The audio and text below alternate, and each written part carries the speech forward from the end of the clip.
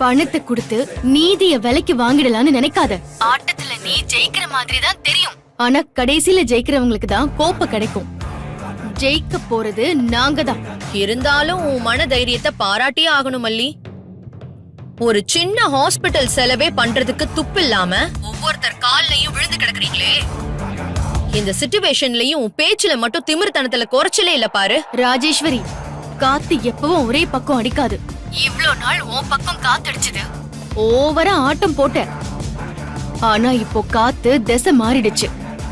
அது ஏன் புருஷன் உண்மையா உழைச்சு சம்பாதிச்ச வீடு. உன்ன மாதிரி அடுத்தவங்க வயித்துல அடிச்சு சம்பாதிக்கல. அதனால அது கண்டிப்பா எங்க கையில வந்து சேரும். அப்படியா? அப்படியே உட்காந்து பாத்துக்கிட்டே இரு. கடவுள் மேல இருந்து டமால்னு வந்து உன் தலையில போட போறாரு. யார் தலையில கடவுள் போட்டு அடக்கி வைக்கிறாருன்னு பாக்கதானே போறோம். பாக்கலாம். இப்போ உன் அண்ணன் இருக்கானா இல்லையான்னு போய் பாரு போ.